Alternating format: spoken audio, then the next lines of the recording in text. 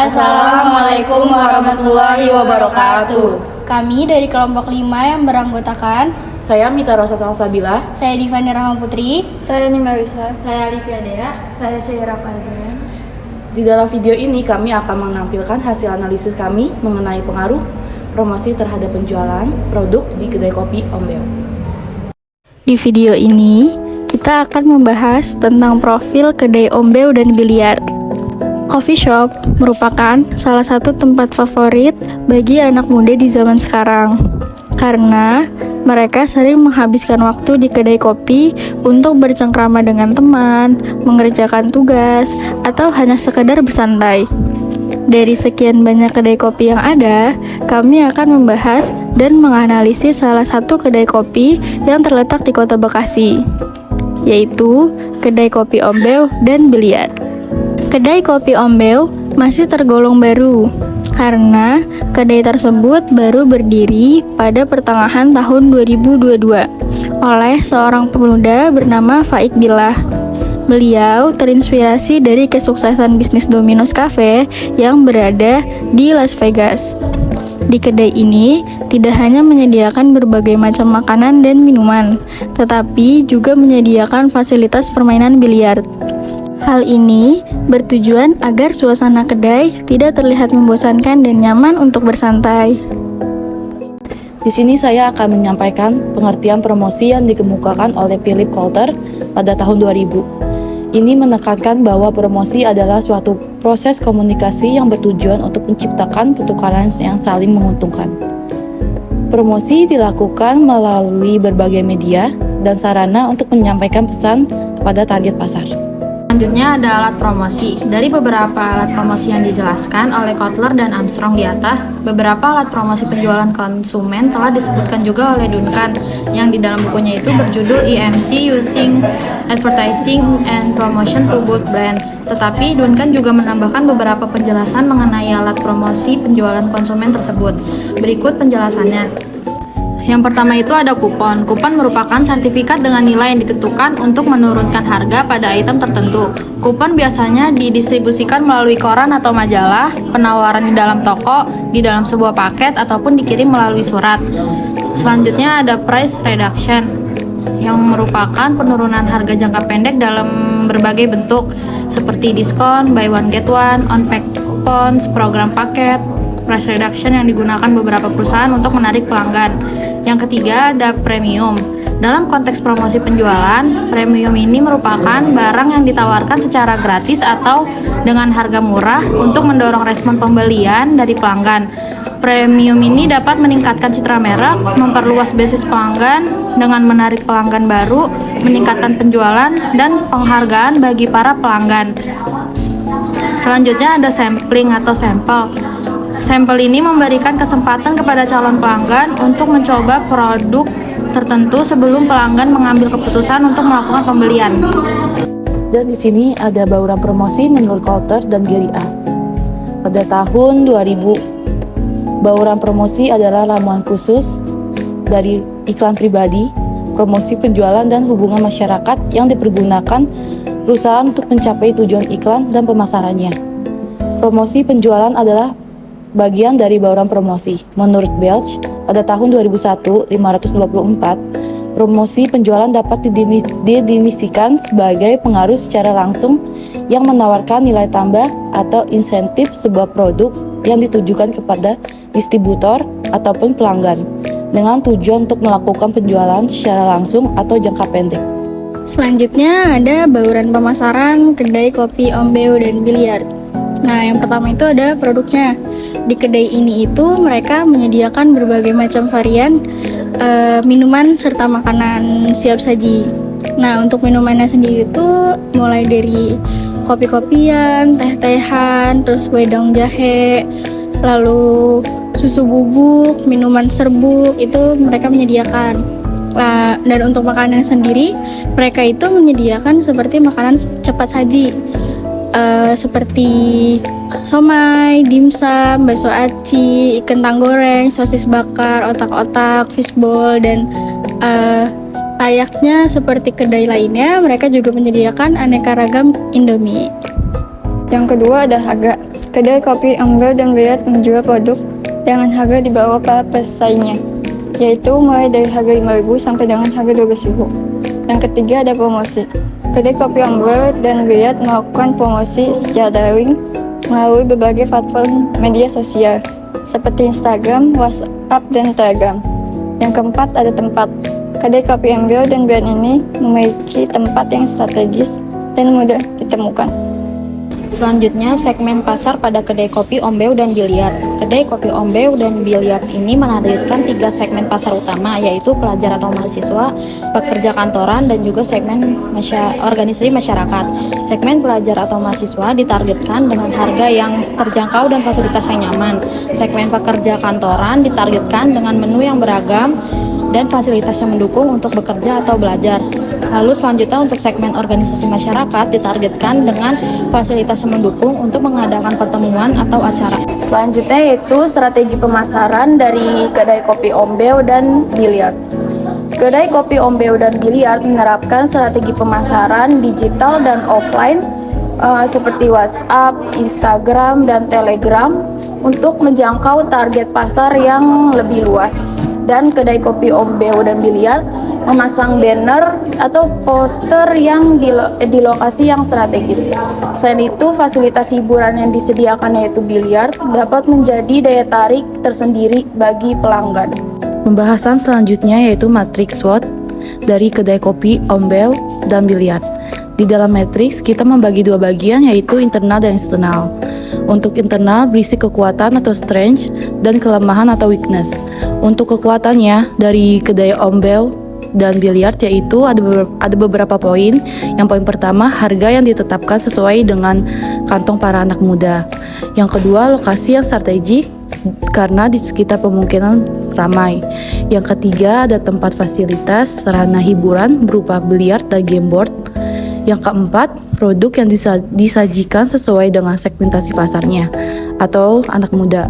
Yang kelima, memiliki hubungan yang baik antara pemilik dan tenaga kerjanya. Yang terakhir, keenam, sudah memiliki pelanggan tetap. Selanjutnya untuk kelemahan analisis SWOT dari kedai Ombel ada 3. Yang pertama itu kurangnya tenaga kerja dalam bidang pelayanan. Yang kedua, promosi yang dilakukan belum sepenuhnya maksimal. Dan yang ketiga, tidak adanya hubungan kerjasama dengan mitra online seperti Gojek, Shopee. Selanjutnya untuk bagian eksternal berisi peluang atau opportunity dan ancaman atau threat. Peluang kedai kopi Ombel dan Biliar yaitu yang pertama, gaya hidup konsumtif anak-anak muda dapat menambah minat konsumen.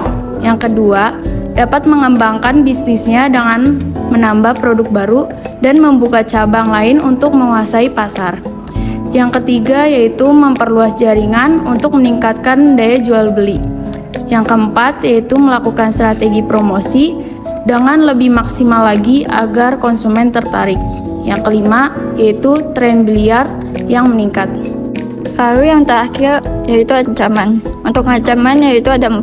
Yang pertama, banyaknya pesaing dengan jenis satu usaha yang sama. Yang kedua, tidak ada kemajuan promosi, sehingga dikhawatirkan penjualan menurun dan tidak ada pembeli yang baru. Yang ketiga yaitu fluktuasi atau perubahan harga dari bahan baku. Yang keempat, tenaga kerja yang begitu muda dan kebanyakan kalangan mahasiswa, sehingga dikhawatirkan turnover tenaga kerja. Selanjutnya, dari analisis SWOT tersebut dapat disimpulkan untuk strategi strength dan opportunities. Yang pertama itu mengembangkan bisnisnya dan membuka cabang lain dan memperluas pemasarannya. Terus untuk strategi weakness dan opportunities yang yaitu meningkatkan strategi promosi dan sumber daya manusia. Terus untuk strategi strength dan third itu yang pertama meningkatkan kualitas produk dan kualitas pelayanan agar konsumen tetap loyal dan memberikan pendekatan emosional antara pemilik dan tenaga kerja. Lalu yang terakhir itu ada strategi weakness dan third, itu meningkatkan promosi baik untuk produk maupun promosi tenaga kerja agar tidak terjadi turnover tenaga kerja. Kesimpulannya yaitu promosi memiliki pengaruh yang signifikan terhadap peningkatan penjualan kedai kopi.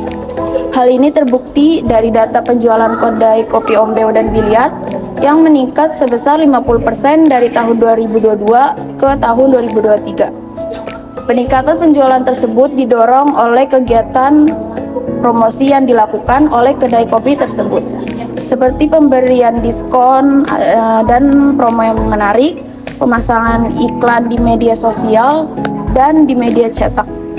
Kegiatan promosi berhasil meningkatkan tahu masyarakat terhadap kedai kopi, ombeo, dan biliar.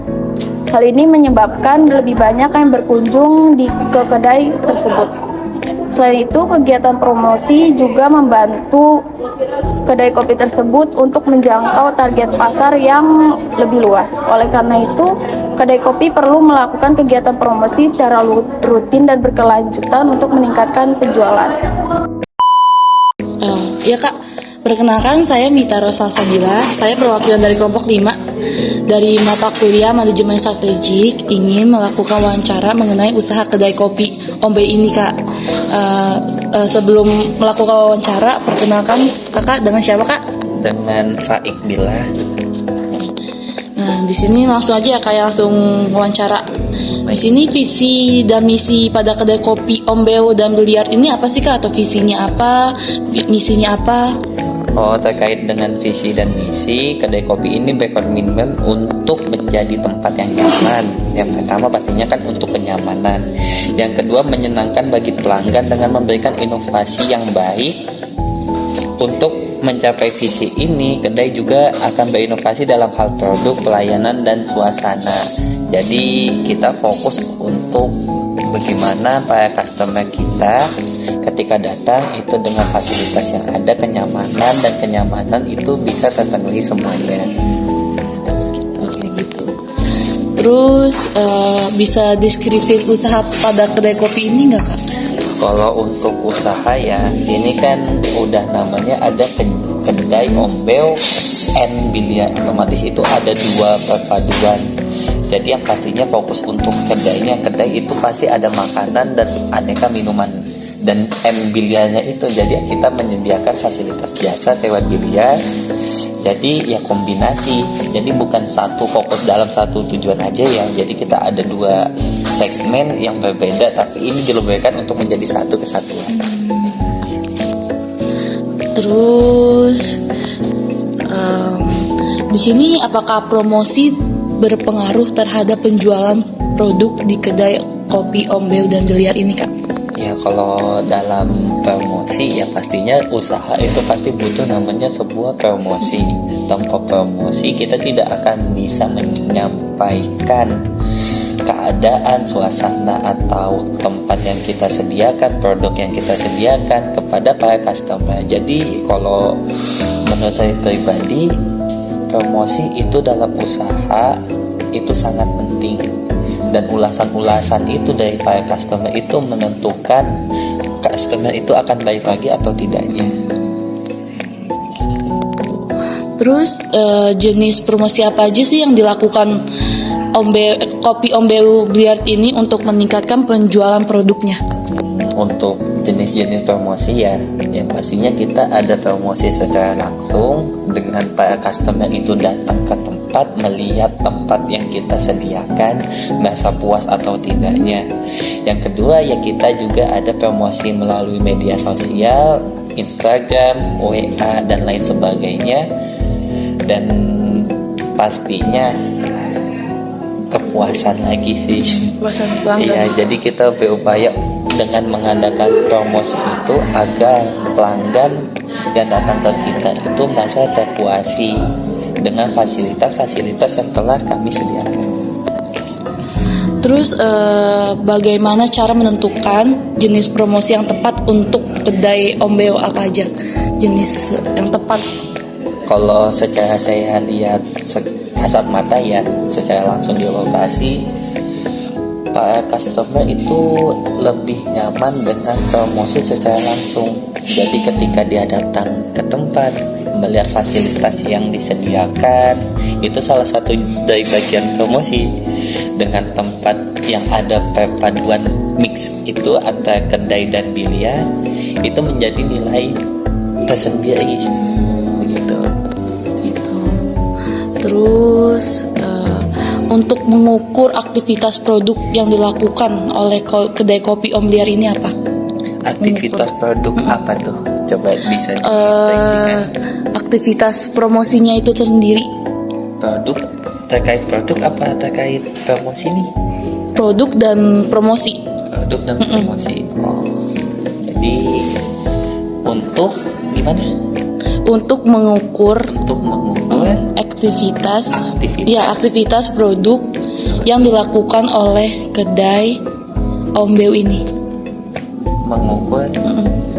Jadi ukurannya itu ya dibilang cukup baik karena para customer yang datang itu hampir semua merasa terpuasi dengan fasilitas yang ada.